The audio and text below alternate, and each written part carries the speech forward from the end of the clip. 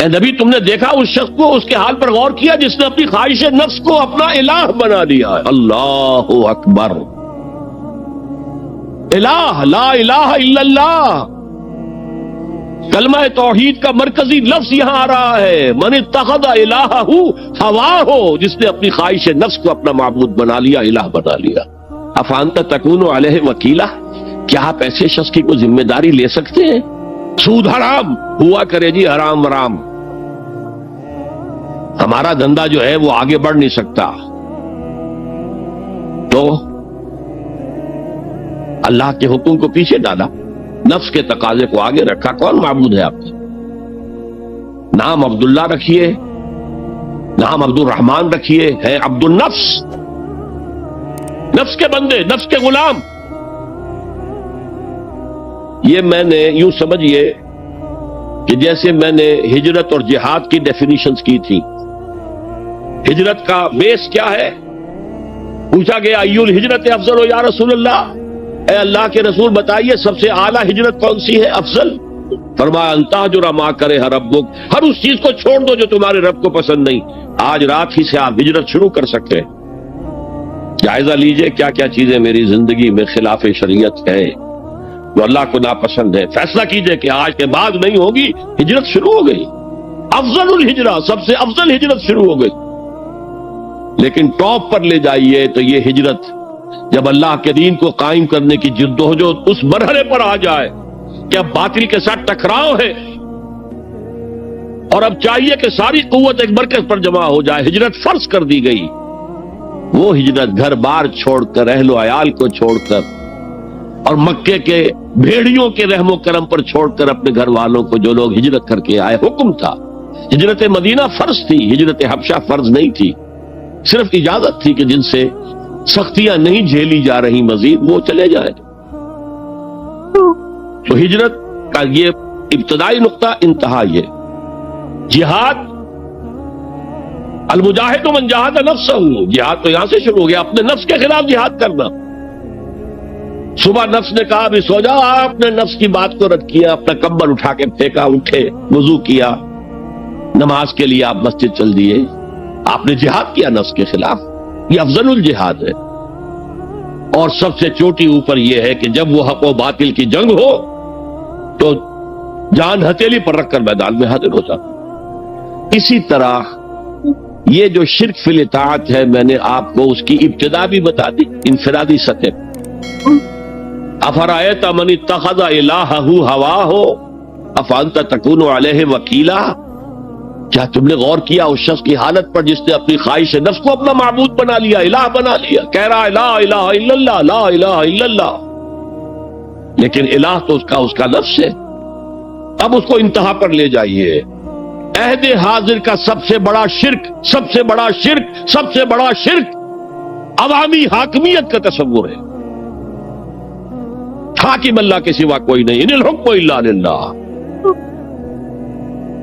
ظاہر بات ہے فرعون نے اگر دعویٰ کیا تھا میں تمہارا خدا ہوں، انا ربکم الاعلی، تو کیا اس کا مطلب یہ تھا کائنات میں نے پیدا کی ہے، تمہیں میں نے پیدا کی ہے؟ ذرا سوچئے، کیا وہ بزرگ موجود نہیں ہوں گے جنہوں نے اسے دیکھا ہو کہ آج اس کی ولادت ہوئی تھی، کل اس کی کوئی اور سیری بنی ہوئی تھی؟ یہ کیسے دعویٰ کیا تھا؟ میرا حکم چلے گا، میں نہیں جانتا، الیس لی ملک مصر، مصر کی حکومت میری ہے کہ نہیں؟ یہ دعویٰ تھا، یہ خدائی کا دعویٰ۔ کسی زمانے میں وہ فرد ہوتے تھے، نمرود ہوتے تھے، نماردہ، فراعنہ۔ جمال عبد الناصر نے نعرہ لگایا تھا نحن ابناء الفراعنہ، بڑے فخر کے ساتھ ہم فرعونوں کی اولاد۔ اور صدام نے لگایا تھا نعرہ نحن ابناء النماردہ، ہم نمرودوں کی اولاد۔ عراق کے بادشاہوں کا لقب نمرود تھا، اور مصر کے بادشاہ فراعنہ تھے، فرعون تھے۔ زمانے کا جب ارتقاء ہوا ہے اور اس میں فیصلہ کن کام جو ہے وہ حضور نے صلی اللہ علیہ وسلم، جب حضور کی حیات طیبہ کے بعد خلافت انفرادی سے اجتماعی ہو گئی۔ جب تک نبوت جاری تھی نبی ہی خلیفہ ہوتا تھا اللہ، اس کی ہاٹ لائن اللہ کے ساتھ وحی کی لگی ہوئی ہے، ادھر سے حکم آتا ہے وہ امپلیمنٹ کرتا ہے، جہاں اس کا حکم نہیں ہے وہ اپنا بیسٹ ججمنٹ استعمال کر کے فیصلہ کرتا ہے۔ یہی ہے وائس جیرنسی، یہی ہے خلافت، ایسنس آف خلافت یہی ہے۔ جیسے وائس رائے دلی میں ہوتا تھا، ہمارا بادشاہ یا ملکہ تو انگلستان میں ہوتے تھے۔ اب جو ہز میجسٹیز گورنمنٹ یا ہر میجسٹیز گورنمنٹ سے حکم آیا، وائس رائے اس میں کوئی تغیر و تبدل نہیں کر سکتا، he has to implement it as such. جہاں کوئی حکم نہیں ہے تو وہ مقام پر بیٹھا ہے، آن دی اسپاٹ ہے، حالات کو دیکھے اور جو مملکت اور کنگڈم کی مصلحت میں سب سے بہتر نظر آئے وہ فیصلہ کر لے۔ لیکن حضور پر نبوت ختم تو خلافت کلیکٹیو ہو گئی، خلافت المسلمین۔ اگرچہ شروع میں امیر المومنین کہا جاتا تھا، کچھ عرصے کے بعد خلیفت المسلمین یہ اصطلاح جو ہے وہ عام۔ اسی طرح انفرادی ملوکیت کی بجائے اجتماعی ملوکیت کا تصور جو ہے شیطان نے پٹی پڑھائی۔ ابلیس کی مجلس شورا جو اقبال کی بڑی ہی یوں سمجھیے کہ اہم ترین نظموں میں سے، امت مسلمہ کے نام پیغام پر مشتمل وہ نظم جو ہے، اور وہ ان کے آخری ایام کی ہے، اور وہ ان کی زندگی میں چھپی بھی نہیں تھی، ارمغان حجاز ان کے انتقال کے بعد چھپی ہے، جس میں آخری جو کلام تھا فارسی اور اردو دونوں کا جمع کر دیا گیا، ورنہ اس سے پہلے فارسی علیحدہ چھپتی تھی کتابیں، اردو کی علیحدہ، لیکن اب اتنا کم تھا کہ ان کے لیے علیحدہ کتابیں شائع کرنا مناسب نہیں سمجھا گیا۔ ابلیس نے مجلس شورا بلائی، ایک مجلس شورا کے جو رکن نے کہا کہ دیکھو جمہوریت کا دور آ گیا ہے، اب ہماری ابلیسیت کو تو بڑا خطرہ ہے، ابلیسی نظام تو ختم ہو جائے گا، جمہوریت توڑ دی بندوں نے آقاؤں کے خیموں کی تناب۔ یہ تو عوام نے جو ہے اپنے آقا بیرنز اور لارڈز اور بادشاہوں کے خیموں کی تنابیں توڑ دی، گرا دیے خیمے، یہ تو انقلاب آ رہا ہے، میرے آقا وہ جہاں زیر و زبر ہونے کو ہے، جس جہاں کا ہے فقط تیری سیاست پر مدار۔ ابلیس کیا کہتا ہے بڑے ٹھنڈے انداز میں، ہم نے خود شاہی کو پہنایا ہے جمہوری لباس، جب ذرا آدم ہوا ہے خود شناس و خود نگر۔ آج آدمی میں ایک سیلف امپورٹنس پیدا ہو چکی ہے۔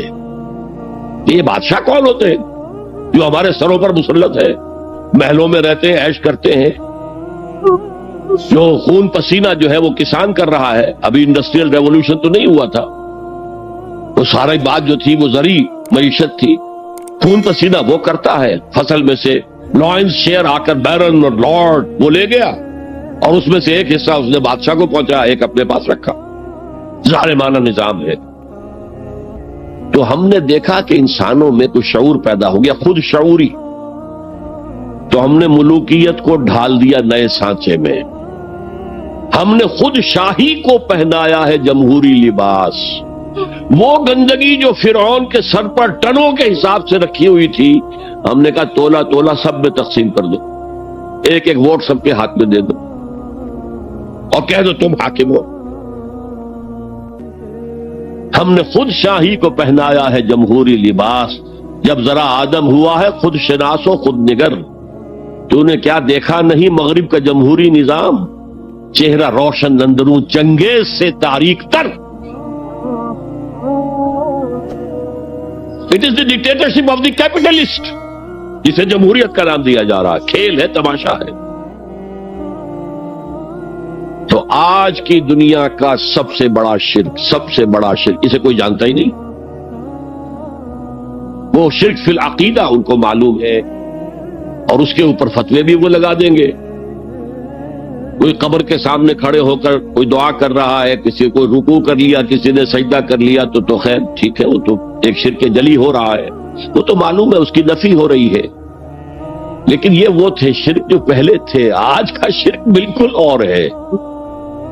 آج کا شرک دو میں گنوا دیتا ہوں آپ کو، ایک ہے عوامی حاکمیت کا تصور، ایک ہے مادہ پرستی کا تصور۔ مادے پر سارا توکل اور اعتماد ہے، اللہ پر کہاں توکل رہا، کہاں اعتماد رہا۔ میٹیریلزم یہ ایک مذہب ہے، یہ ایک فلسفہ ہے۔ بہرحال اطاعت کے ضمن میں شرک فی الاطاعت کیا ہے؟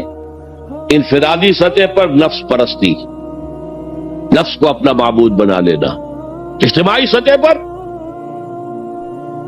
عوام کی حاکمیت، بدترین شرک۔ اب آئیے محبت، شرک فی المحبت کیا ہے؟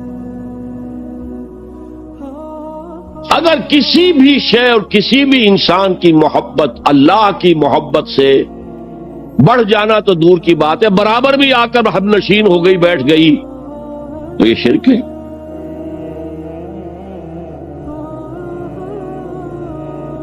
والذین آمنوا اشد حبا للہ، جب تک اشد محبت آپ میں اللہ کی نہیں ہوگی، اگر کوئی اور شے محبوب ہے تو من الناس من یتخذ من دون اللہ اندادا یحبونہم کحب اللہ، لوگوں میں سے ایسے بھی ہیں جنہوں نے اللہ کو چھوڑ کر کسی اور چیزوں کو مد مقابل بنا لیا ہے، ان سے وہ محبت کرتے ہیں جو اللہ سے کرنی چاہیے تھی۔ توحید کا تقاضا ہے لا محبوب الا اللہ، لا مطلوب الا اللہ، لا مقصود الا اللہ، مقصود و مطلوب اور محبوب حقیقی اللہ کے سوا کوئی۔ اور وہ آیت میں آپ کو سنا چکا ہوں، سورہ توبہ کی آیت نمبر 24، انتہائی لرزا دینے والی آیت۔ قل ان کان آباؤکم وابناؤکم واخوانکم وازواجکم وعشیرتکم واموال اقترفتموها وتجارۃ تخشون کسادها ومساکن ترضونها احب الیکم من اللہ ورسولہ وجہاد فی سبیلہ فتربصوا حتی یاتی اللہ بامرہ واللہ لا یہدی القوم الفاسقین۔ اے نبی، ان کے کان کھول دیجئے، اچھی طرح سنا دیجئے کہ اے لوگوں، اے ایمان کے دعوے داروں، اگر تمہیں اپنے باپ، اپنے بیٹے، اپنے بھائی، اپنی بیویاں یا بیویوں کے لیے شوہر اور اپنے رشتہ دار اور اپنے وہ مال جو بڑی محنت سے کما کر کھتے بھرے ہوئے ہیں اور اپنی وہ تجارت جس کی کساد بازاری کا تمہیں اندیشہ رہتا ہے مندہ نہ ہو جائے، اور اپنے وہ محل، اپنی حویلیاں جو تم نے تعمیر کی ہیں اور بہت تمہیں محبوب ہیں، انہیں خوب فرنش کیا ہے، اگر یہ 8 چیزیں محبوب تر ہیں اللہ سے اور اللہ کے رسول سے اور اللہ کی راہ میں جہاد سے، تو جاؤ دفع ہو جاؤ، وہاں بیٹھ کر انتظار کرو یہاں تک کہ اللہ اپنا فیصلہ سنا دے، اور اللہ ایسے فاسقوں کو کبھی ہدایت نہیں دیتا۔ 8 چیزیں اقبال نے بہت خوب کہا ہے، یہ مال و دولت دنیا، یہ رشتہ و پیوند، 5 قریب ترین رشتے آ گئے، باپ، بیٹا، بھائی، زوجین اور رشتہ دار۔ رشتہ و پیوند یہ جوڑنے والا ہے۔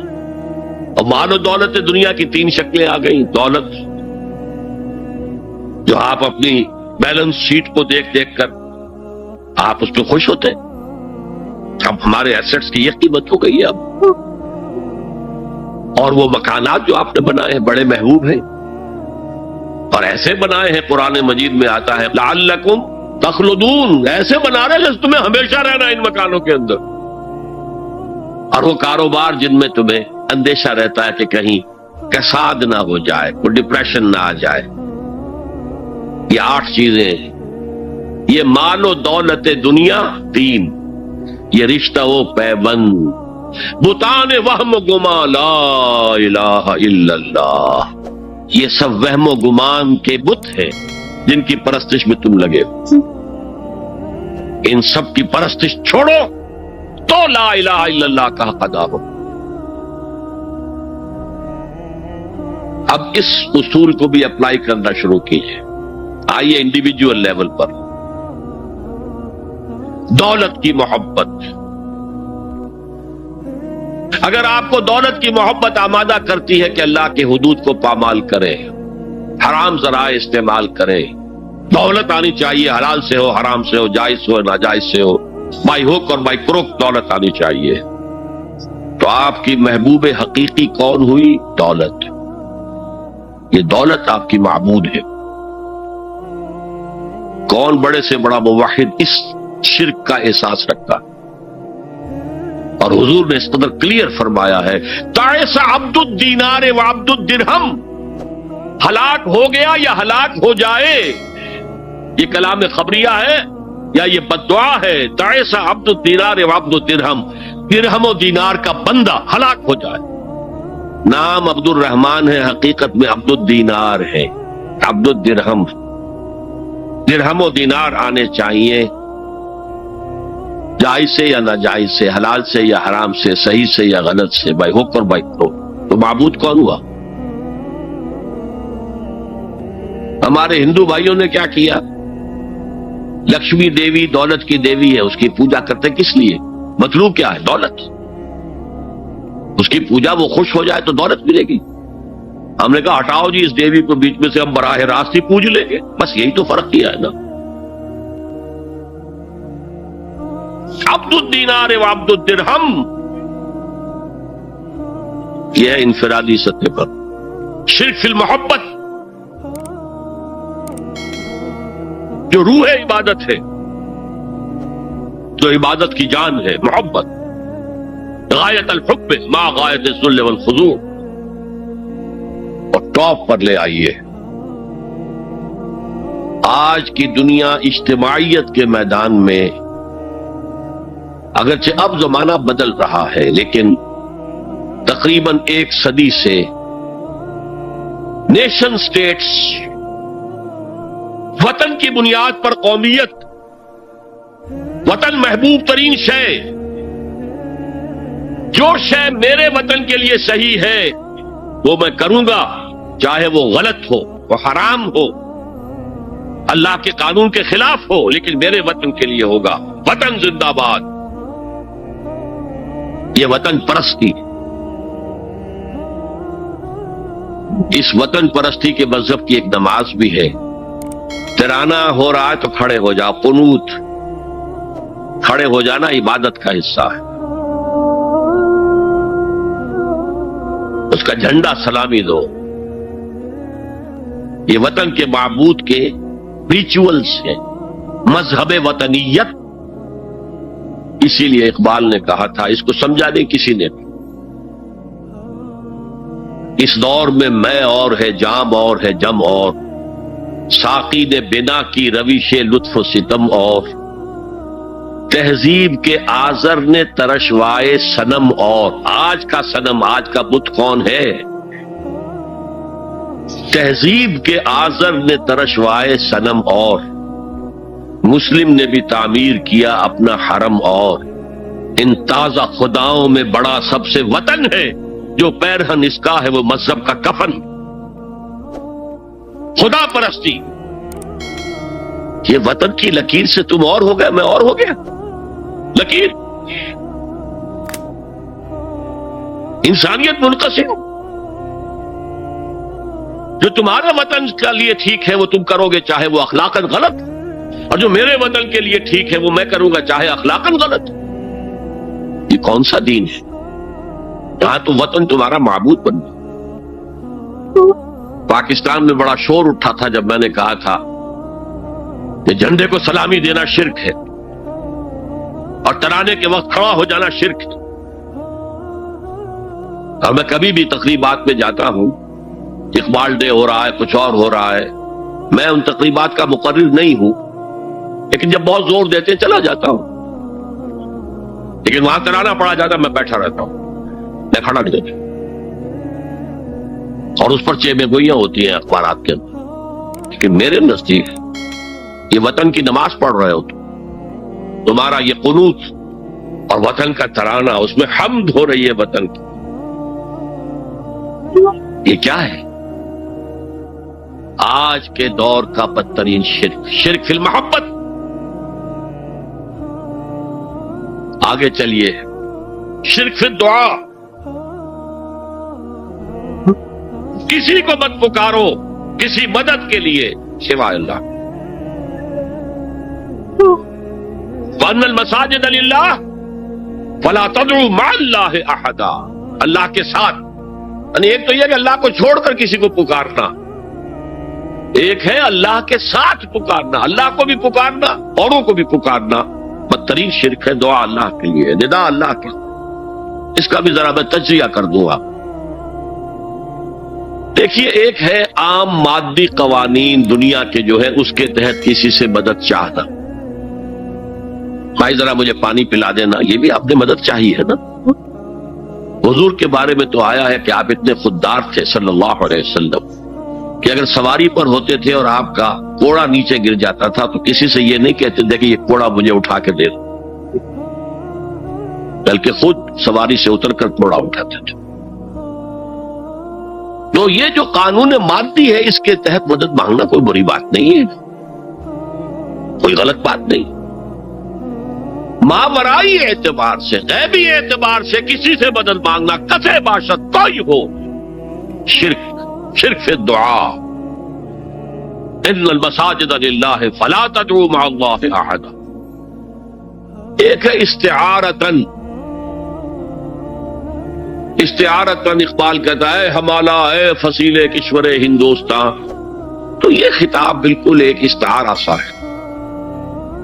اسی معنی میں مولانا حالی نے اپنی مسدس کے اختتام پر جو مناجات لکھی ہے، خاصہ خاصان رسول وقت دعا ہے، امت میں تیری آ کے عجب وقت پڑا ہے۔ وہ دی جو بڑی شان سے نکلا تھا وطن سے، پردیس میں وہ آج غریب الغربا ہے۔ تو اس معنی میں اس لفظ استعمال ہو جائے تو اس پر بہت زیادہ الرجک بھی نہیں ہونا چاہیے، لیکن غیبی طور پر کسی کے بارے میں یہ عقیدہ رکھ کر کہ وہ میری مشکل کشائی کر سکتا ہے، حاجت روائی کر سکتا ہے، میری مدد کر سکتا ہے، یہ شرک ہے، اور اس کے شرک ہونے میں کوئی شک نہیں۔ ان المساجد للہ فلا تدعوا مع اللہ احد۔ آپ دیکھیے ہمارے یہ فرشتے یہاں بیٹھے ہیں نا، ہم کہہ سکتے ہیں ذرا بھائی میرا یہ کام کر دینا؟ نہیں کہہ سکتے۔ جبرائیل کو پکار سکتے ہیں، اے جبرائیل ذرا میرا یہ کام کر دینا؟ نہیں، وہ عالم غیب کی شے ہے۔ کسی ولی اللہ کی روح کو پکار کر کہنا کہ میری یہ مشکل دور کر دے، نہیں۔ اللہ سے کہیں، اللہ کو پکارے، اللہ جس کے ذریعے سے چاہے آپ کی ضرورت پوری کر دے۔ اس ضمن میں میں کہوں گا کہ شاہ ولی اللہ دہلوی نے ایک بات کہی ہے، اگرچہ مجھے اس کی کوئی دلیل اپنے طور پر انڈیپینڈنٹلی کتاب و سنت میں نہیں ملی ہے، لیکن شاہ صاحب کا ایک مقام مرتبہ ہے جو میری نگاہ میں بہت بلند ہے۔ میرے نزدیک دو عظیم شخصیتیں عالم اسلام کی، امام ابن تیمیہ اور امام غزالی کو جمع کریں تو شاہ ولی اللہ بنتے ہیں، اتنی عظیم شخصیت ہے۔ انہوں نے یہ لکھا ہے کہ جو اللہ کے برگزیدہ بندے ہوتے ہیں، اولیاء اللہ، اللہ تعالیٰ ان کی ارواح کو ان کے فوت ہونے کے بعد ملائکہ کے طبقہ اسفل میں شامل کر دیتے ہیں، اور وہ بھی جس طرح وہ ملائکہ اللہ کے احکام کی زمین میں تنفیذ کر رہے ہیں وہ بھی اسی کام میں لگ جاتے ہیں۔ میں نے عرض کیا کہ میرے پاس انڈیپینڈنٹلی کوئی دلیل نہیں ہے اس کے حق میں، لیکن شاہ صاحب کا فرمانا خود میرے لیے ایک درجے میں دلیل ہے۔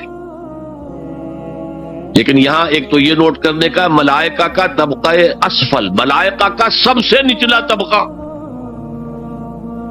اور اللہ کے حکم کی تنفیذ کرتے تو فرشتے کر رہے ہیں، وہ بھی ہوں، ہمیں سے کیا غرض ہے؟ ہم نہ فرشتے کو پکار سکتے ہیں اور نہ کسی ولی اللہ کو پکار سکتے۔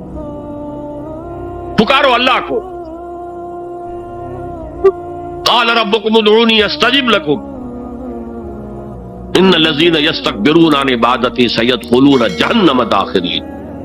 تمہارا رب کہتا ہے مجھے پکارو، مجھ سے مانگو، میں تمہیں دوں گا، تمہاری دعا سنوں گا، قبول کروں گا، اور جو بربنائے تکبر مجھ سے نہیں مانگتے وہ جہنم میں داخل ہوں گے، ذلیل و خوار ہو گے۔ حضور نے ایک بات مجھے متن یاد نہیں ہے، بہت پیاری فرمائی، دیکھو انسانوں سے تم مانگتے ہو کچھ تو ایک دفعہ تو اس کے ماتھے پر، تیوری پر بل پڑ ہی جاتا ہے، یہ کیوں میرے سامنے ہاتھ سوال کیا، کیوں مجھے اس سے مانگ رہا ہے، چلیے بعد میں کچھ وہ دے ہی دے، لیکن ناگوار گزرتا ہے۔ ارے اس سے مانگو جو کہتا ہے کہ مجھ سے مانگو اور میں دوں گا، وہ نہ مانگنے پہ ناراض ہے، اس سے نہیں مانگتے۔ رات کے آخری ساعتوں میں، یا جسے آپ کہتے ہیں the small hours of the morning، حدیث میں آتا اللہ نزول اجلال فرماتے، جس کو ہم نہیں جانتے کیسے نزول ہوتا ہے، ذات باری تعالیٰ اور اس کے متعلقات کے بارے میں جو بات آ گئی قرآن میں حدیث میں وہ ہم مانتے ہیں، کیسا یہ ہم نہیں جانتے، اس کا ہاتھ ہے کیسا ہے ہم نہیں جانتے، اس کا چہرہ ہے کیسا ہے ہم نہیں جانتے، اس کی ساق ہے، اس کی پنڈلی ہے کیسی ہے ہم نہیں جانتے، وہ سنتا ہے کیسے سنتا ہے ہم نہیں جانتے، کیا اس کے کان ہے، کیا اسے بھی ساؤنڈ ویوز کی ضرورت ہے سننے کے لیے، وہ دیکھتا ہے کیسے دیکھتا ہے ہم نہیں جانتے، وہ اترتا ہے کیسے اترتا ہے ہم نہیں جانتے، جو قرآن میں آ گیا حدیث میں آ گیا مان لیجئے بس، باقی یہ متشابہات میں سے ہے، اس کی کھود کرید میں پڑو گے تو فتنے میں مبتلا ہو جاؤ، ابتغاء الفتنۃ وابتغاء تاویلہ، لہذا حدیث میں آتا ہے کہ رات کی آخری ساعتوں میں اللہ سمائے دنیا تک نزول فرماتے اور پھر ندا لگتی ہے حل من سائل فاعطیہ، ہے کوئی سوال کرنے والا مانگنے والا کہ میں اسے دوں،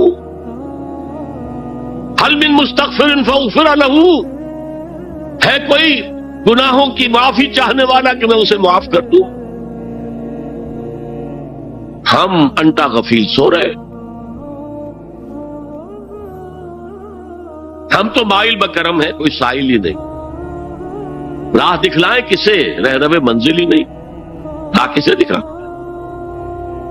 اللہ کے راستے پر چلنے کا فیصلہ کرو، اللہ کی راہ میں جہاد کا فیصلہ کرو، پھر اللہ راستہ کھولے گا، والذین جاہدوا فینا لنہدینہم سبلنا، وہ لوگ کہ جو ہمارے راستے میں جہاد کریں، محنت کریں، مشقتیں کریں، ہم لازماً ان پر اپنے راستے کھولتے چلے جائیں۔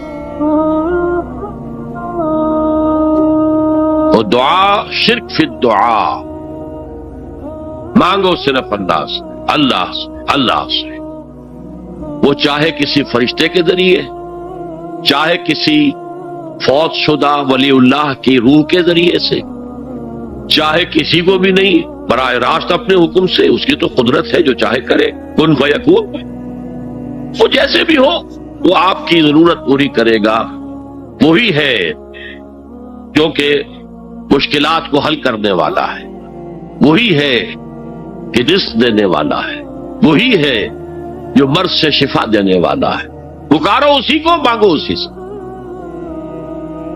اب آئیے کچھ مراسم عبودیت ہوتے ہیں، مراسم رسم کہتے ہیں کسی چیز کی ظاہری شکل میں، رہ گئی رسم ازاں روح بلالی نہ رہی، فلسفہ رہ گیا تلقین غزالی نہ رہی، یہ قرآن کا بھی ہم اسے رسم الخط کہتے ہیں، رسم الخط، اور یہ حضرت عثمان کے زمانے میں فائنل ہوا ہے کہ یہ اس طریقے سے لکھا جائے۔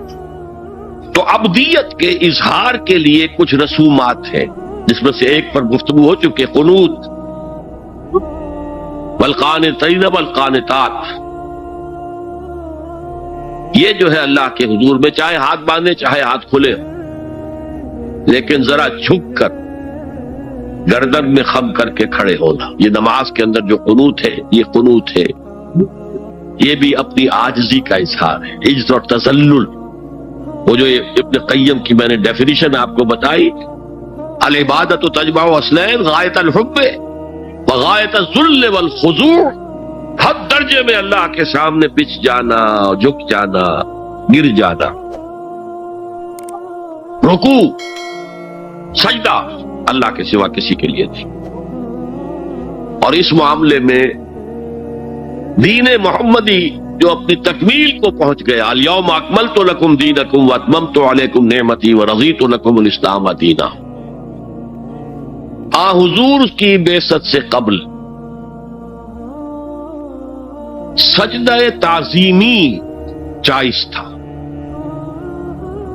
کسی شخص کی تعظیم کے لیے، اس کی عزت کے لیے اس کے سامنے سجدہ کرنا جائز تھا۔ حضرت یوسف کے سامنے ان کے والدین اور 11 بھائی سجدے میں گر گئے، بچپن میں خواب دیکھا تھا اور 40-50 سال بعد اس کی تعبیر بالفعل ایک اس واقعے کے طور پر سامنے آ گئی۔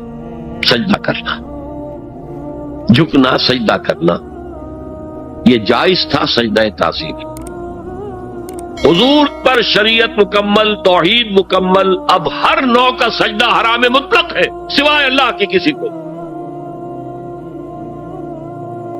ہمارے مسلمانوں نے بھی اپنے دور ملوکیت میں سجدہ تعظیمی شروع کرا، عدالت کے اندر بادشاہ کے دربار میں جا رہے ہیں تو سجدہ سر جھکا کر رکوع کی حالت میں، یا آپ کے پڑوس میں جو حیدرآباد کی ریاست تھی سلام کیسے کرتے تھے، کتنے جھکتے تھے، اور پھر وہ رک کر وہ سلام ہو رہے۔ یہ مشرکانہ فعل ہے، مغلیہ دربار میں بھی تھا۔ شیخ احمد سرہندی رحمت اللہ علیہ نے کہا غلط ہے، حرام ہے، جائز نہیں۔ دربار میں شکایت پہنچ گئی، آخر مخبری کرنے والے بھی تھے، حاسد بھی تھے، وَمِن شَرِّ حَاسِدٍ إِذَا حَسَدَ، طلبی ہو گئی، بلایا گیا دربار میں حاضری، اور ایسا اہتمام کیا گیا کہ جب حضرت مجدد آگے آئیں بادشاہ تک جانے کے لیے تو درمیان میں ایک دیوار سے حائل کر کے اس میں کھڑکی کھول دی کہ اس میں سے جھک کر گزریں گے نا تو رکوع کسی درجے میں تو ہو جائے گا۔ رکوع بھی سجدے ہی کی ایک شکل ہے، سجدے کا ہاف کہہ لیجئے، لیکن یہ کہ جب آیات سجدہ آتی ہے قرآن مجید میں تو عام نمازوں میں دیکھتا ہوں کہ وہ آیات سجدہ والی آیات پڑھی دی جاتی، حالانکہ ان کی ایک خاص کیفیت ہے۔ تراویح میں تو پڑھی جاتی ہے لیکن پہلے بتا دیتے ہیں کہ یہ دوسری رکعت میں یا پہلی رکعت میں سجدہ آ رہا ہے تو لوگ تیار ہوتے ہیں۔ رکوع بھی اگر فوراً ہو جائے آیت سجدہ کے بعد تو اس سے بھی اس سجدے کا حق ادا ہو جاتا۔ بہرحال حضرت شیخ مجدد رحمت اللہ علیہ دربار میں آئے تو اس کھڑکی میں سے پہلے پاؤں گزارے، پھر اپنا سر نکالا، پھر جیل میں ڈال دیے گئے، کوئی پرواہ نہیں۔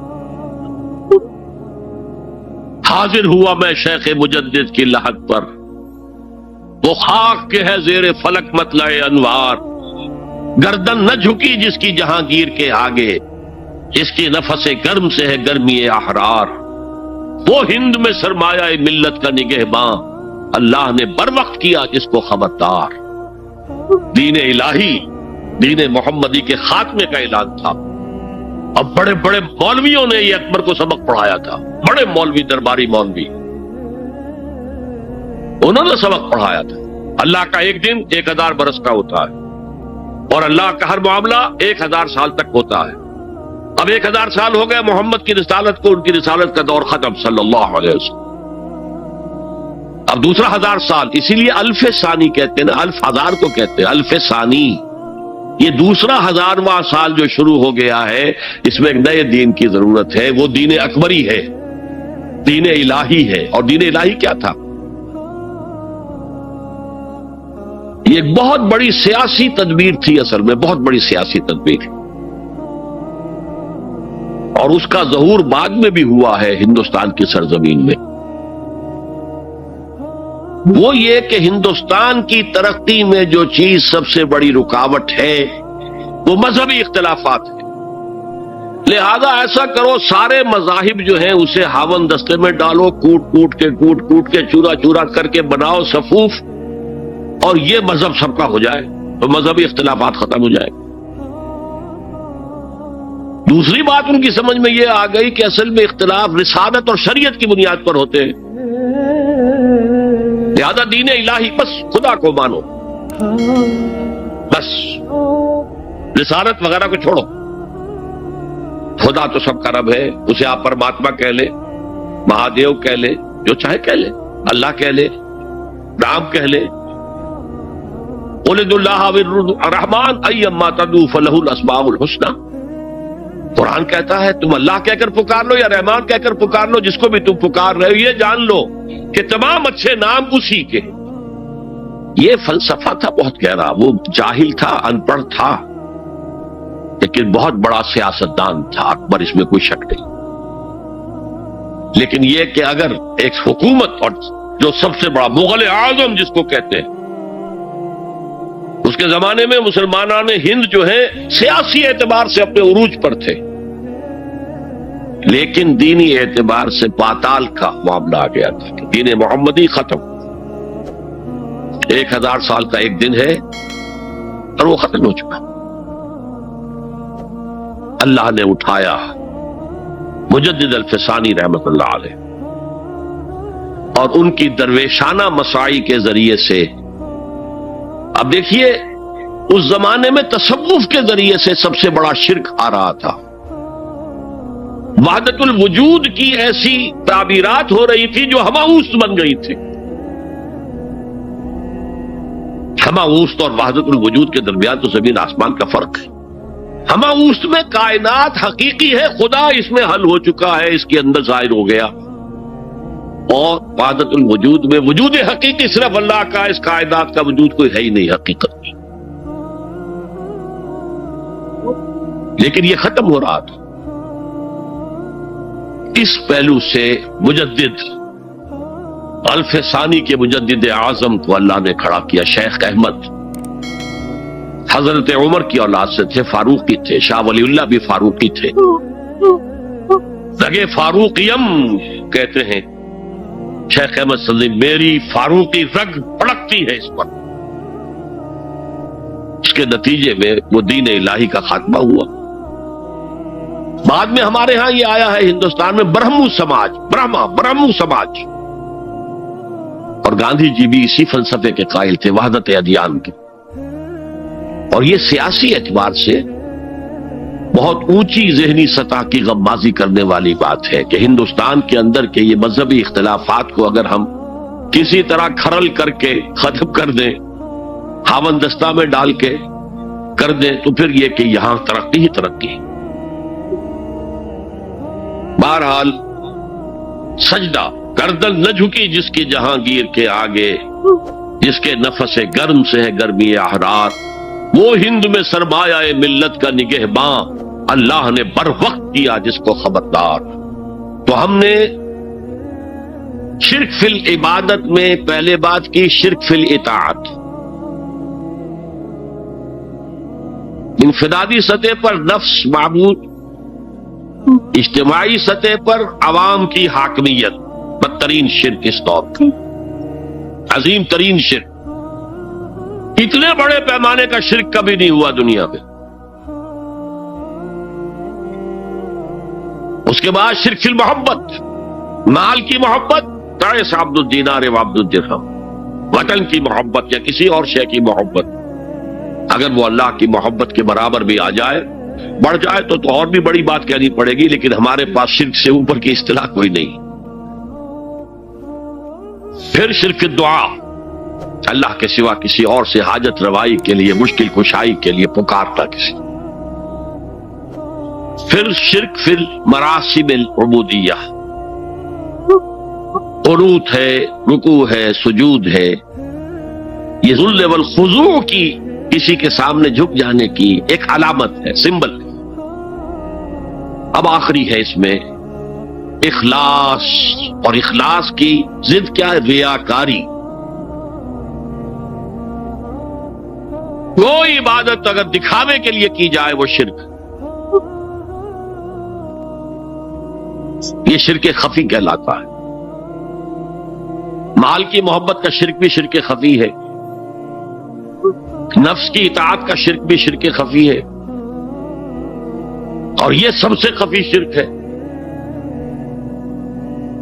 حضور نے فرمایا صلی اللہ علیہ وسلم، من صلی یرائی فقد اشرکا ومن صام یرائی فقد اشرکا ومن تصدق یرائی فقد اشرکا. جس نے دکھانے کے لیے نماز پڑھی اس نے شرک کر لیا. جس نے دکھاوے کے لیے روزہ رکھا اس نے شرک کر لیا. جس نے دکھاوے کے لیے خیرات کی، صدقات دیے، وہ شرک کر چکا. قد اشرکا، قد اشرکا، یہ عربی کے مزاج سے واقفیت ہو. فعل ماضی پر قد جو ہے تو وہ پرفیکٹ ٹینس بن جاتا ہے، کر چکا، وہ شرک میں ملوث ہو چکا. من صلی یرائی فقد اشرکا ومن صام یرائی فقد اشرکا ومن تصدق یرائی فقد اشرکا. اور تجزیہ کر کے یہاں تک بتایا کہ کہ اگر کوئی شخص نماز پڑھ رہا ہو اور جب وہ یہ دیکھے کہ کوئی اسے دیکھ رہا ہے تو اپنے سجدے کو طویل کر دے تو یہ شرک ہے۔ فرض کیجئے 5 سیکنڈ کا سجدہ وہ کر رہا تھا، اب اس نے 7 سیکنڈ کا کیا ہے، یہ 2 سیکنڈ کس کے لیے ہے؟ اس ایک سجدے کے 2 مسجود ہو گئے، وہ 5 سیکنڈ کا سجدہ تو اللہ کے لیے، 2 اس کے لیے شرک ہو گئے۔ ایک اور بات فرمائی صلی اللہ علیہ وسلم، شرک خفی کو پہچاننا اور دیکھنا اتنا ہی مشکل ہے جتنا کہ کسی سیاہ شب میں، تاریک رات میں کسی سیاہ پتھر پر چلنے والی سیاہ چیونٹی کو دیکھنا مشکل۔ تشبیہ کا بلاغت اور فصاحت کی انتہا ہے، جیسے میں نے عرض کیا تھا کہ ایک جوڑے کی 2 جوتیوں کے مابین جو مشابہت ہے امت مسلمہ اور سابقہ امت بنی اسرائیل کی، ان کے اوپر جو حالات وارد ہوئے ان میں وہی مشابہ۔ تاریک شب ہے، سیاہ پتھر ہے، اس پر سیاہ چیونٹی رینگ رہی ہے، جتنا اس کو دیکھنا مشکل ہے اتنا ہی شرک خفی کو پہچاننا مشکل۔ کدھر کدھر سے آپ پر حملہ آور ہو جائے گا، کدھر کدھر سے آ کر آپ کی عبادت میں، آپ کی توحید میں نقب لگائے گا، اس کا آپ کو اندازہ ہو نہیں سکتا۔ بڑا مشکل ہے، بہت زیادہ چوکس رہنے کی ضرورت ہے، اور اس کا علاج بتایا گیا ہے خاص طور پر عبادات کے ضمن میں، کہ کچھ نہ کچھ عبادت نفل بھی کی جائے، اور نفل عبادت اس طور سے کی جائے کہ کسی کو پتہ نہ چلے۔ اب ہمارا حال یہ ہو گیا ہے کہ ساری، اگر کوئی عشاء کی 17 رکعتیں پڑھتا ہے، سب کی سب مسجد میں پڑھتا ہے، حالانکہ صحابہ کے دور میں مسجد تھی فرائض کی ادائیگی، باقی جا کر نماز گھر میں پڑھو گے وہ افضل ہے۔ اور نوافل تو خاص طور پر اگر کسی کو تہجد کی توفیق ہو گئی ہے تو کسی نہ کسی طرح ڈھنڈورا پیٹے گا، اسے جی کیا کرے، میں رات کو جاگنا ہوتا ہے، طبیعت جو ہے بڑی بھاری رہتی ہے، ہو گیا اپنا ڈھنڈورا پیٹ دیا، تو اس سے تو مرض اور 2 آتشا ہو جائے گا، ریاکاری اور بڑھ جائے گا۔ اسی طریقے سے صدقات نافلہ فرمایا ایسے دو کہ داہنا ہاتھ جو کچھ دے بائیں ہاتھ کو پتہ نہ چلے، کسی کو پتہ نہ چلے۔ اس سے وہ ریاکاری کی جڑیں کٹتی ہیں، ریاکاری کی جڑیں جو ہیں دل کے اندر سے کٹتی ہیں۔ یہ علاج ہے ریاکاری کا، لیکن ریاکاری شرک ہے۔ اب میں آخری بات پر آ رہا ہوں، آپ نے سوچا ہوگا کہ اس تجزیے کے تحت تو ہر گناہ جو ہے ادنا سے ادنا گناہ بھی شرک ہے۔ فجر کی نماز کے وقت اگر اٹھ کے نہیں گئے اور چادر یا کمبل کو سیدھا کر کے لیٹ گئے تو یہ شرک ہے۔ پھر کون سے گناہ ہے جو اللہ معاف کرے گا؟ یہ جو میں نے آیت آپ کو 2 دفعہ جو آئی ہے سورہ نساء میں سنائی، ان اللہ لا یغفر ان یشرک بہ ویغفر ما دون ذلک لمن یشاء، اللہ تعالیٰ اس کو تو ہرگز نہیں بخشے گا کہ اس کے ساتھ شرک کیا جائے، البتہ اس سے کم تر جس کو چاہے گا بخش دے۔ تو جان لیجئے یہ جو باریک تجزیہ میں نے کر کے بتایا ہے یہ اپنی جگہ 100% درست ہے، لیکن ان میں جو یہ چیزیں ہیں، کوئی کوتاہی ہو گئی، کوئی گناہ ہو گیا، کوئی شریعت کی مخالفت ہو گئی، نفس کے کسی اس وقت کے دباؤ میں آ کر یہ گناہ شمار ہوں گے، اگر یہ آپ کی طبیعت ثانیہ نہ بن جائے، اگر یہ آپ کی سیکنڈ نیچر بن گئے تو ایک گناہ بھی ساری تباہی لانے کے لیے کافی ہے۔ اگر آپ نے ڈیرے ڈال دیے، غلطی ہو گئی، معافی مانگو، توبہ کرو، استغفار کرو، اللہ صاف کر دے۔ نہیں کرو گے تو پھر ایک گناہ پر بھی دوام اگر ہو گیا اور اس گناہ نے ایک نے بھی تمہارا احاطہ کر لیا تو وہ جہنم میں خلود کی وعید قرآن میں آئی ہے۔ بلا من کسب سیئۃ وَأَحَاطَتْ بِهِ خَطِیَّتُهُ فَأُولَٰئِکَ أَصْحَابُ النَّارِ هُمْ فِیہا خَالِدُونَ۔ کیوں نہیں جس نے کوئی ایک بھی بڑا گناہ، چھوٹا نہیں، یہ چھوٹے چھوٹے گناہ جو ہوتے رہتے ہیں، گناہ کبیرہ، لمم جن کو کہا گیا ہے، اس کی اللہ تعالیٰ کے ہاں پکڑ نہیں ہے، بلکہ وضو کرتے ہیں تو ہاتھوں کے اس طرح کے گناہ وہ دھل جاتے ہیں، آنکھوں کے گناہ دھل جاتے ہیں۔ گناہ کبیرہ اگر ایک بھی کریا اور مستقل کیا اور اس پر ڈیرے ڈال دیے اور وہ آپ کا احاطہ کر لے، آج کے دور میں سود کا نظام، سودی کاروبار، وہ تو آپ کا احاطہ کر گیا، آپ کے پورے وجود کا احاطہ کر گیا۔ بلا من کسب، اور کسبہ کہتے ہیں جان بوجھ کر کرنا۔ ایک ہے خطا سے ہو گیا، غلطی سے ہو گیا، وقتی طور پر کوئی تحریک ایسی ہو گئی، غلط ماحول میں بیٹھے ہوئے تھے، اس کے زیر اثر کوئی آپ سے بھی غلط حرکت سرزد ہو گئی، کبھی نفس کا جوش کچھ ایسا ہوا کہ آپ مغلوب ہو گئے، ٹھیک ہے، اسینشلی وہ شرک ہے، لیکن یہ شرک گناہ کے درجے میں شمار ہوگا اگر آپ توبہ کر لیتے ہیں، رجوع کرتے ہیں، استغفار کرتے ہیں، اللہ بخشنے والا۔ لیکن اگر ایک گناہ کبیرہ بھی جان بوجھ کر اختیار کر لیا اور اسے مستقل اپنی زندگی کے اندر شامل کر لیا، بلا من کسب سیئۃ واحاطت بہ خطیئتہ فاولئک اصحاب النار هم فیہا خالدون، تو وہ پھر جہنمی ہے، آگ والے ہیں، اور اس میں ہمیشہ ہمیش کے لیے رہنے والے۔ شرک فی ذات کے ضمن میں نے عرض کیا تھا کہ سورہ اخلاص جامع ترین اس کی نفی پر ہے، اور شرک فی صفات کی کامل نفی پر آیت الکرسی ہے۔ آیت الکرسی ایک لمبی آیت، جیسے آیت البر ایک لمبی آیت تھی، اور اس کو حضور نے فرمایا ہے سیدۃ آیات القرآن، پورے قرآن مجید کی آیات کی سردار ہے یہ آیت، اور یہ شرک فی صفات کے ضمن میں یہ شمشیر قاطع ہے، شمشیر برہان ہے۔ اللہ لا الہ الا ہو الحی القیوم، یہ وہی ہے، قل هو اللہ احد اللہ الصمد الحی، اللہ زندہ ہے، لیکن اس کی زندگی کو اپنی زندگی پر قیاس نہ کرنا۔ تمہیں خوراک کی احتیاج ہے، اسے کوئی ضرورت نہیں۔ ما اريد منهم من رزق وما اريد ان يطعمون، مجھے کوئی احتیاج نہیں کہ مجھے کوئی رزق پہنچائیں، رزق دیں، مجھے کھلائیں، مجھے کوئی ضرورت نہیں۔ پھر تمہاری حیات نیند، اونگ، تھکان، ان تمام کمزوریوں کے ساتھ ہے۔ وہ الحی ہے، اپنی ذات میں خود زندہ ہے، حیات اس کی ذاتی ہے، کسی اور نے عطا نہیں کی ہے۔ ہماری تو مستعار ہے، عمر دراز مانگ کے لائے تھے، 4 دن 2 آرزو میں کٹ گئے، 2 انتظار میں۔ اور القیوم بقیہ پوری کائنات کے لیے وہی ہے، اس کو تھامے ہوئے ہے۔ لا تاخذہ سنۃ ولا نوم، الحی، حیات کامل، کہ اس کو نہ نیند آتی ہے نہ اونگ آتی ہے۔ لہ ما فی السماوات و ما فی الارض، آسمان اور زمین میں جو کچھ ہے اسی کی ملکیت ہے۔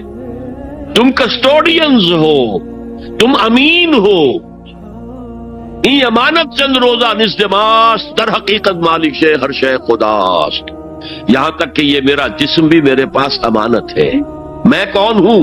میری خودی، میری انا، میری روح جو پوزیس کرتی ہے اس بدن کو، لیکن یہ پوزیشن ملکیت کا نہیں ہے، امانت کا ہے۔ یہ امانت، یہ ہاتھ بھی امانت ہے، میری زبان بھی امانت ہے، میری آنکھیں بھی امانت ہے۔ من ذا الذی یشفع عندہ الا باذنہ، یہ یہاں پر انداز بڑا پرجلال ہے۔ کون ہے وہ جو شفاعت کر سکے اس کے دربار میں مگر اس کے اذن سے؟ کسی کا ذاتی، کسی کا زور، کسی کا اختیار نہیں ہے کہ جس کی بنا پر وہ شفاعت کرے، ہاں اللہ کے اذن سے۔ اور دوسری جگہ پر آتا ہے جس کے لیے وہ چاہے گا اور جس کو اجازت دے گا، جیسے کہ آتا ہے اما یتساءلون میں، یوم یقوم الروح والملائکۃ صفا، اور ان میں سے کوئی بھی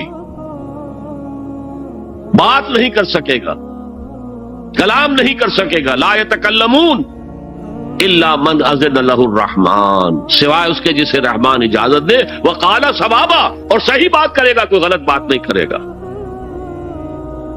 یعلم ما بین ایدیہم وما خلفہم ولا یحیطون بشیء من علمہ الا بما شاء، وہ تو جانتا ہے جو کچھ بھی ان کے سامنے ہے اور ان کے پیچھے ہے، اور یہ کوئی احاطہ نہیں کر سکتا مخلوقات میں سے اس کے علم میں سے کسی کا بھی سوائے اس کے جو وہ خود چاہے. یہاں بڑے ہی لطیف انداز میں شفاعت باطلہ کے تصور کی نفی ہو گئی. دیکھیے آپ کہیں جا کر کسی مجسٹریٹ سے سفارش کرتے ہیں تو کیا کہتے ہیں؟ اجی یہ فائل کے اوپر جو کچھ ہے آپ اس پر نہ جائیے، یہ گواہیاں وغیرہ جھوٹی ہو گئی ہیں، میں آپ کو بتاتا ہوں اصل بات کیا ہے. اللہ کے سامنے کوئی یہ کہہ سکے گا کہ اللہ تیرے علم میں نہیں ہے، میرے علم میں ہے. یعلم ما بین ایدیہم وما خلفہم، وہ تو جانتا ہے جو کچھ ان کے سامنے اور جو کچھ ان کے پیچھے ہے. ولا یحیطون بشیء من علمہ الا بما شاء، اور ان میں سے کوئی بھی، جیسے کہ میں ابھی بتا چکا ہوں، بریلوی مذہب فکر بھی کہہ رہا ہے کہ اللہ کا دیا ہوا علم ہے محمد رسول اللہ کا جتنا ہے، لا محدود نہیں ہے، محدود ہے، قریب نہیں ہے، حادث ہے. تو جتنا اللہ چاہتا ہے جس کے لیے جتنا چاہتا ہے، لیکن اس کے علم میں سے احاطہ نہیں کر سکتا کوئی مگر جو وہ چاہے. وسع کرسیہ السماوات والارض، اس کا اقتدار چھایا ہوا ہے، مستولی ہے آسمانوں پر بھی اور زمین پر بھی. ولا یؤودہ حفظہما، اور اسے عاجز نہیں کر سکتی ان دونوں کی حفاظت. قیوم وہی ہے، صمد وہی ہے، لیکن اس سے کوئی تکان تاری نہیں ہوتی، عاجز نہیں ہوتی. یہ اصل میں نفی ہے جو تورات حافظے سے مرتب کی گئی تھی. 587 میں نبوکدنضر کا جو حملہ ہوا تھا اس میں اصل تورات گم ہو گئی. اس وقت سے آج تک وہ اصل تورات ان کے پاس نہیں. پیریڈ آف کیپٹیوٹی سے واپس آئے ہیں بیت المقدس میں سائرس کے لطف و کرم کی وجہ سے، ذوالقرنین کے لطف و کرم کی وجہ سے، پھر یادداشتوں سے لوگوں نے وہ تورات مرتب کی ہے. تو اس میں انسانی فکر شامل ہو گیا ہے. لہذا وہاں یہ لکھا ہے اللہ نے 6 دنوں میں آسمان اور زمین پیدا کیے اور 7ویں دن آرام کیا، یعنی کوئی تکان لائق ہو گئی. قرآن نے کہا، اللہ تعالیٰ نے فرمایا سورہ قاف میں وَلَقَدْ خَلَقْنَا السَّمَاوَاتِ وَالْأَرْضَ وَمَا بَيْنَهُمَا فِي 6 أَيَّامٍ وَمَا مَسَّنَا مِن لُغُوبٍ، یقیناً ہم نے آسمان اور زمین اور جو کچھ ان دونوں کے مابین ہے انہیں 6 ہی دنوں میں پیدا کیا. وہ بات ٹھیک ہے، لیکن ہمیں کوئی تکان لائق نہیں ہوئی کہ ہمیں کسی آرام کی ضرورت ہے. لا یعودہ حفظہما وہو العلی العظیم، العلی وہی ہے سب سے بلند و بالا. لتکون کلمۃ اللہ ہی العلیٰ، تاکہ اللہ کا کلمہ سب سے سربلند ہو جائے، اور وہی عظیم ہے، عظمت والا. اللہ تعالیٰ مجھے اور آپ کو اس سے بچائے، اپنے سابقہ زندگی کے گناہوں پر توبہ کرنے کی اور اللہ سے استغفار طلب کرنے کی توفیق عطا فرمائے، اور اپنے دینی فرائض کی انجام دہی کے لیے کمر بستہ ہو جانے کا عزم مصمم کر لینے کی توفیق عطا فرمائے. اقول قولی ھذا واستغفر اللہ لی ولکم ولسائر المسلمین والمسلمات. اب ہم سوالات کا سیشن شروع کرتے ہیں. پہلا سوال ہے، اگر کسی مسلمان کو یہ نہیں معلوم ہو کہ وہ جو کر رہا ہے وہ عمل شرک ہے یا نہیں، تو کیا اس کا یہ شرک معافی کے قابل ہوگا؟ دیکھیے، اگرچہ قانون تو یہ ہے دنیا کا، ignorance of law is no excuse. قانون سے عدم واقفیت کوئی عذر نہیں ہے. قانون تو پھر پڑھتا ہے، لگتا ہے، لاگو ہوتا ہے، عائد ہوتا ہے. لیکن اللہ کے ہاں ایسا نہیں ہے. وہ ہر شخص سے اس کے اپنے حالات کے اعتبار سے حساب لے گا. کن حالات میں پیدا کیا گیا، کیا جینز اس کو دیے گئے تھے، کن حالات میں وہ پلا بڑھا ہے، اس کے انوائرمنٹل فیکٹرز کیا تھے. پھر یہ کہ جن لوگوں کی ذمہ داری تھی کہ اسے دین کا پیغام پہنچائے، انہوں نے کوتاہی کی، اور اگر اس کی وجہ سے یہ لا علم رہا اور اس نے بات کو نہیں سمجھا، تو میں سمجھتا ہوں اللہ تعالیٰ نرمی فرمائیں گے. باقی یہ کہ بخشش یا سزا دینا یہ اللہ کا اختیار مطلق ہے، ہم کچھ نہیں کہہ سکتے. اللہ تعالیٰ ابو جہل کو بخش دے، हम एतराज नहीं कर सकते, उसकी मखलूक है, जो चाहे करे। अगर आपको हमारी वीडियो अच्छी लगी हो तो हमारे चैनल को सब्सक्राइब जरूर करें। डॉक्टर इसरार अहमद रहमतुल्लाह अलैह की वफात के लिए सूरह फातिहा पढ़कर कमेंट में आमीन लिखें। शुक्रिया।